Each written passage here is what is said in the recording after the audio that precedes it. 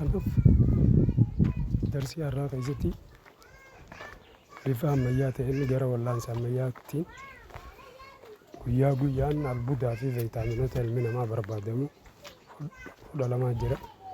12 san keessaa albuuda, albuuninis jira, viitaaminiinis jira. Innaa har'a waa'ee albuudaa irraa haasofna.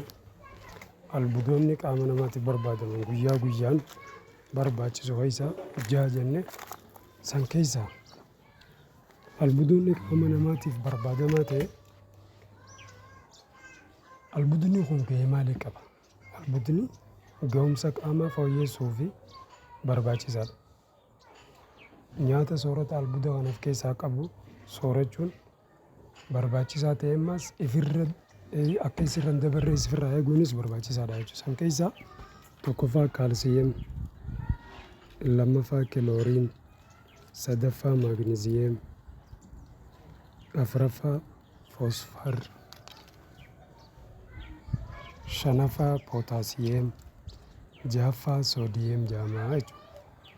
Jarri jahanuu gahee adda addaa qaba. Tokkoffaa kaalsiyeem ilaallu. Kaalsiyeemni qaamni lafee fi ilkaan cimaa akka jabaatanii qaamni lafee fi ilkaan foonii fi lafeenis walirra mayree sochii ilmi namaa jabaatee akka itti fufuudha. Akka qaamni namaa hin tortorreedha. Wantiisu jechuudha.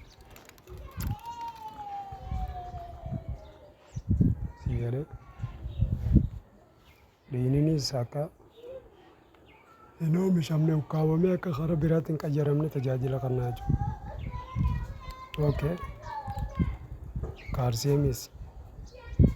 Kaalsiyeemiin oomishni isaa aannan, daabboo, nuugii, muuzaa fi kuduraalee magariisa kan kana fakkaatan irraa argannaa jechuudha.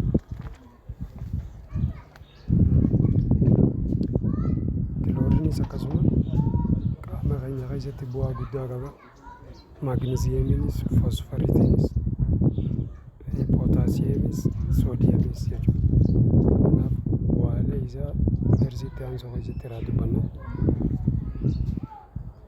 Kanaaf hordoftoota kiyya hedduu galatooma haa wal barsiifnu. Carraan na hordofuu na laattaniif jecha isiniin galatoomfadha. Hanga darsii biraatti wal deebinutti. Wassalaamu alaikum warahmatullahi wabarakatuh. Ramadaan mubaarak.